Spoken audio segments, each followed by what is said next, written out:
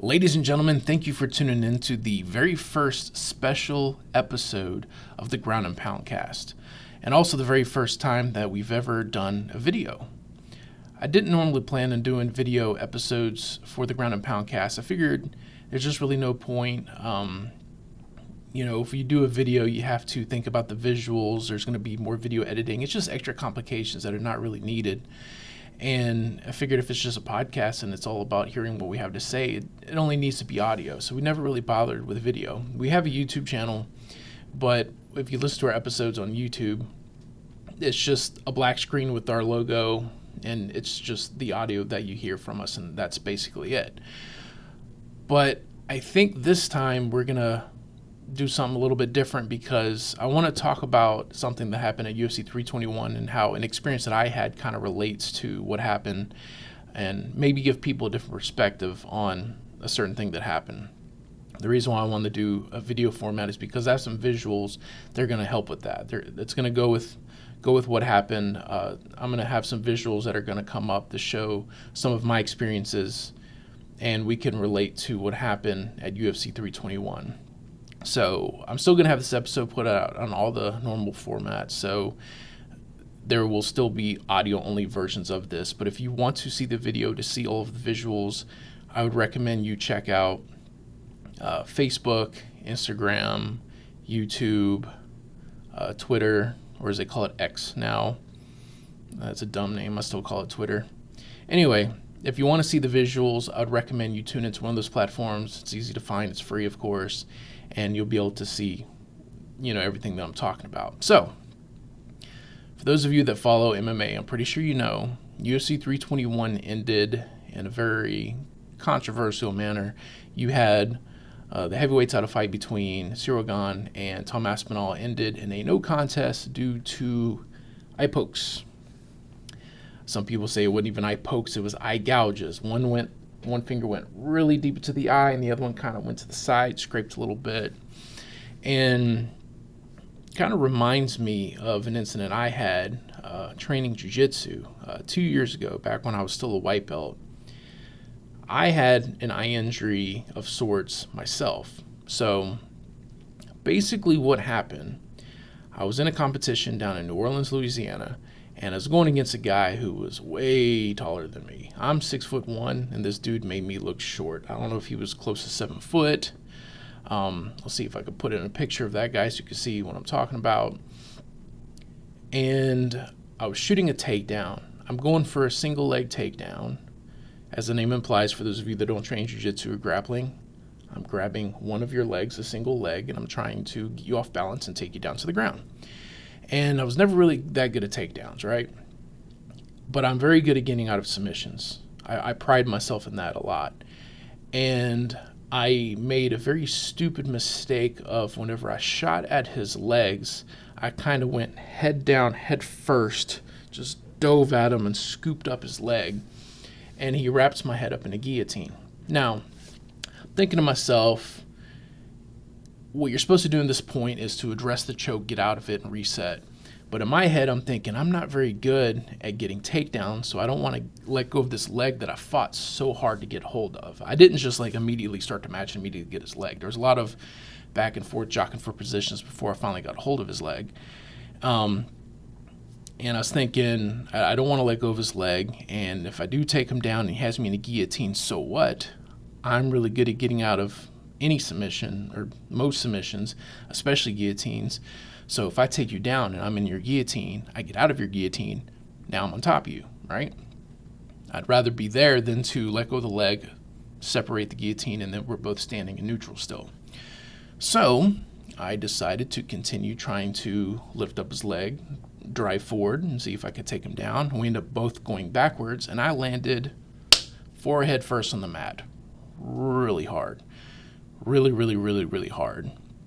So in wrestling and jiu-jitsu, any grappling arts, you don't do it on basketball courts or anything like that. You don't do it on hardwood or concrete or anything. It's padding. It's, because you're going to get taken down. You're going to fall down. You'll break bones every time you get taken down if it was hard flooring. So it's all padded. My impact was so hard that even with the padding, I had bruises across my forehead. That's how hard it hit. I hit really hard.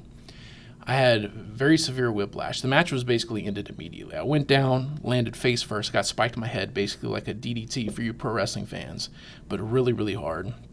Somehow I ended up getting rolled over to my back. I don't remember how that happened, if he rolled me or if I just rolled over myself. I don't remember. It all happened so fast, but I went down, hit my forehead. Next thing I know, I'm on my back, and I'm just wincing in pain. I'm just sitting there with my fists up next to me. My eyes are just in pain. And so, they separate us. They get him off to the side, my opponent. And I'm on the floor just in a lot of pain. And then finally, when I open my eyes, I can't see out of my left eye at all. Like, it's not black. It's very, very blurry. Like, super blurry. Imagine if, like, you're swimming underwater with, like, no goggles on, how it's just, like, really cloudy and everything's distorted. My right eye was fine. My left eye, couldn't see out of it at all. So my neck was hurting really, really bad. I couldn't move my head at all. It was a mess. It took a while before I was finally able to get up. They got me some ice. I went and sat off to the side and iced my neck and stuff like that. And I'm thinking maybe my eyes were watering from the impact. I kind of blinked my eyes out and my vision will start coming back and I'll be fine. But it wasn't coming back. And what's kind of funny is I don't remember hitting my eye. Like, there was no pain in my eye. Like, nothing poked me in the eye. Nothing happened to make me think like something hit my eye. Like, I don't remember anything like that happening. It was just like the forehead. I landed really hard on my forehead. So why is my eye so messed up? It was really weird, right? So I waited and I waited and I waited and I still can't see out of my eye. And my neck is absolutely killing me. It was terrible. It was one of the most painful experiences of my entire life. I'm going to be completely honest with you. So, unfortunately, I went to that competition alone because my wife was working that weekend. So, I had to drive myself to the ER with one eye and not able to turn my head. That was a very fun drive. And got seen by a doctor. So, of course, they're looking at both my neck and my eye. Turns out I didn't have any kind of concussion that they could at least tell. Because sometimes preliminary checks and stuff that they do can't tell immediately if you have concussion. Sometimes the symptoms will come out a few days later, but now that the time's passed, like I say, I didn't have concussion. They said I didn't have any compressed discs or anything like that. The injury was basically just whiplash, which was mostly just the muscle, just the whipping of the head, just pulled on the muscles in my neck and stuff like that. For my eye, they after a few hours of sitting there, like, it would clear up a little bit. Basically, like how I told you, it's like a complete blurry film over my eye. Like, a few parts of it would start to open up where I'd start to see clear through it. Imagine if you had, like, if I took, like, an opaque piece of plastic bag from, like, the grocery store or something and held it over your eye, and then occasionally, like, rip out a little hole where you get, like, a little spot of clarity through it. That's kind of what it looked like. I'd have those little spots starting to come back very, very, very slowly. And so they did a bunch of testing on my eyes. They put some machine up where it shot, like, light into my eye where they could get, like, some imaging. They had to do it to both eyes, actually, because they need to do, like, a comparison. Look at the good eye and how it looks, and look to the bad eye to see, what's different. And they eventually said that I have something that they think is called commotio retinae, which is like the fluids and the retina and everything gets, like, damage from like blunt force trauma. It happens with, like, combat sports or contact sports, I should say, period. Football players get hit in the head or hit in the face really hard in the eyes, vehicle accident, stuff like that. It could happen where if you take an impact really hard, it can create, like, these irritated spots that can cause blindness or blurriness and stuff like that. And in most cases, it will clear up completely over time.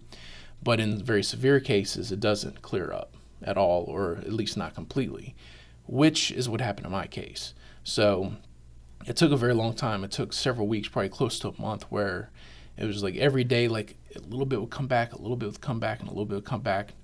And it was like maybe, I don't know, a week or two before my eye felt somewhat usable again, where most of the vision was back. But after about a month's time, I had pretty much healed as much as it would heal, and I still to this day have one little blind spot that's still there. That's 2 years ago. So if I close my right eye and I look out of my left eye, just to the left of the center of my focus, there's like a gray spot. Imagine if you look at like a very bright light for a few minutes or, well, a few seconds, and then look at like a wall or something, you'll kind of see like a ghost image of the light, like a floater. Imagine if you have one that never goes away. That's what I had, or that's what I still have. I still have that. So if I look at the wall, there's just a little gray splotch up there, right?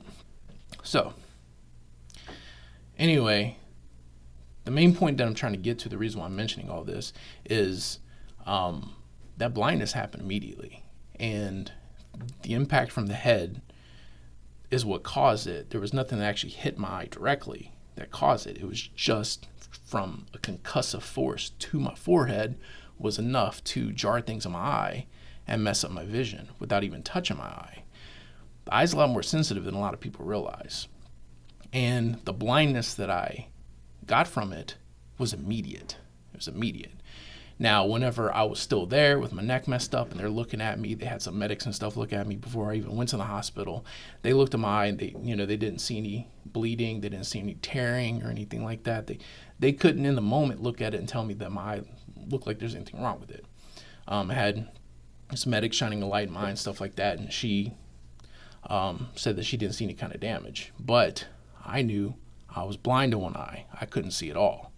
So that's why I had to go to the doctor and get them to do a more thorough examination. I eventually had to go do a follow-up appointment with the eye doctor, and after a lot of it had cleared up, and they scanned it, and they said, yeah, like some of the commotio retinae, what I was officially diagnosed with, some of it was permanent. They confirmed that it was just some of the damage was a little bit too much. And so, yeah, I have a permanent blind spot from it now. So the reason why I'm mentioning all this in the first place is I'm seeing a lot of narrative that's come out from the Tom Aspinall situation, where a lot of people are saying that, oh, the ref looked at his eye, the doctor looked at his eye, right there, and they said he's fine, and so he should have been able to continue fighting. He was just faking it. He was milking it because he was losing the match. A lot of people are saying that because he was able to open his eye eventually, then that proves right there that his eye was fine and he was just milking it. And I'm just here to say from firsthand experience that is just a bunch of nonsense. It's bullcrap. We don't know how bad his vision was affected. Only he knows, because you can't just tell by looking at the eye. Even if you go see a doctor afterwards, like they said he eventually went and saw a doctor and they did some scanning and they said that it doesn't appear that there's any kind of permanent damage. That doesn't mean that in the moment he didn't have some type of issue where his vision wasn't very, very, very impaired, where he was not able to compete.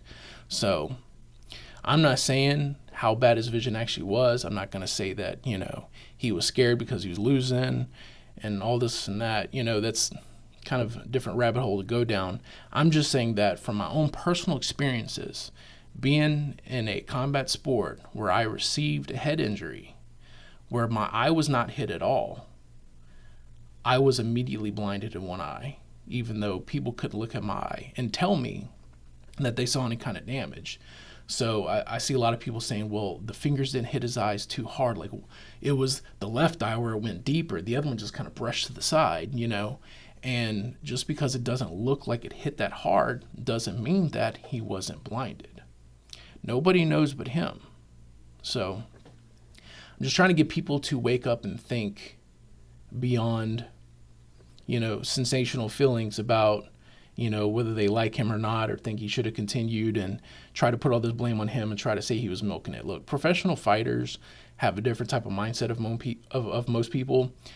They're going to push through a lot of stuff that most people wouldn't push through. So even if he was losing a match, I think it's kind of ridiculous to think that he was going to try to find some excuse to get out of it. But that's another argument to be made.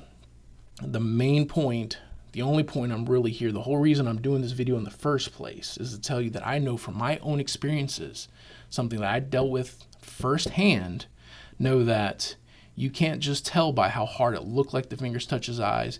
You can't tell just by hearing what the ref and the in-ring doctor said. You cannot hear those comments and see the visual with the fingers in the eyes and immediately know that he was faking it, that he wasn't blind.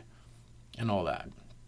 You really don't know. And the narrative is just ridiculous. Every single time I hop online, whether it's Twitter or Facebook, where people are discussing this kind of stuff, I'm seeing it over and over and over. He wasn't blind, he was just milking it. His vision was just fine. It wasn't all that bad. And I'm telling you, every person that says that does not know what they're talking about. Or they're just biased and they don't like them and they just want to see him fail or find a reason to hate on him. I honestly think it's both in most cases. So that's the point I really want to get out there. So if anybody has any kind of input they want to put on this topic, feel free to comment on any of the platforms I'm going to have this put out on. There's also a video that went out recently. There was a doctor, a sports doctor. He does a lot of stuff on YouTube. I saw him do stuff like football and NBA and whatnot. And he actually covered this as well. And he broke it down even more thoroughly on when it comes to impacts to the eyes and the kind of immediate effects you could have, the long-term effects. And, he breaks down like an x-ray visual, or I don't know if x-ray is the right word, but you have like a medical diagram of the eye and, the different layers and what happens whenever it takes impact. And he really breaks down, whenever there can be impact to an eye and what can, happen in the immediate effects of it and how that could affect someone in the middle of, a mixed martial arts match. And I really would recommend everybody who's really interested in this topic at all to also look at that video as well. I'm going to see if I could do a screenshot or a link or something to that so people could find that easily. So anyway, yeah, that's really it. That's all I got to say on that. That's the message I'm trying to send. So yeah, continue tuning in to the Ground and Poundcast. I don't know if we'll be doing a lot more video episodes, but this is one where I think the visuals were important, so I had to get done. So tune in next week. Rick and Roy are doing a different kind of episode, since we don't have an upcoming pay-per-view for a few more weeks. They did a special episode where they're going to talk about a different set of topics that we haven't quite hit yet that we wanted to, some special side topics in MMA, instead of just going off of these are the fights that just happened, these are the fights that are coming up, this is what we think, because that's most of our content. They are doing a different episode where they're going to be covering a lot of other stuff. So that's going to be very fun to listen to. That is going to get posted. That's going to get posted on Monday. So our new schedule moving forward, I usually try to record and edit and release all on Sunday, one day after events on Saturdays, but it seems like we get a lot of traction on Mondays. So I'm going to start doing this thing where when I record and edit and post, I'm going to schedule them for like an early Monday release. So this episode is going to get posted sooner, as you know, because you're watching it. It's going to get posted sooner just because it's a special episode. It's not the normal weekly episode that I want to get out there. But the one that Rick and Roy are going to be doing, that'll be released Monday morning, and that's going to be our schedule most of the time moving forward. The plan is going to be early Monday morning, whenever you're getting ready for your drive to work, you got a new episode to listen to. So anyway, thanks for tuning in. If anyone has any questions or comments, questions about my experience, any comments on the eye thing, or if you have your own experiences or anything on that topic, feel free to comment. I look at things on Facebook and YouTube and Instagram, all of that stuff. Just comment and I'll respond. We're a very small podcast, so we don't get a lot of attention. So it's really easy for me to see your comments and respond to them. So thank you for tuning in, and we will see you next week.